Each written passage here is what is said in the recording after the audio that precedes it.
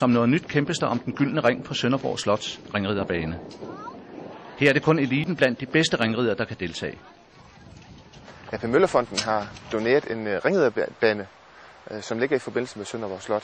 Og her har ringriderfesten i Sønderborg har de startet en ny tradition op, hvor man om lørdagen i forbindelse med ringriderfesten har en konkurrence. Konkurrencen om den gyldne ring foregår om lørdagen i ringriderdagen i Sønderborg, og den er en konkurrence mellem tidligere års konger og dronninger i forbindelse med ringriderfesten i Sønderborg. Og det er et flot skue, hvor man på en middelalderagtig bane dyster om den gyldne ring. Ringridning, det går jo meget længere tilbage i 1888. Helt tilbage i Christian den 4. tid var der ringridning, og det kommer faktisk helt ned fra Sydtyskland.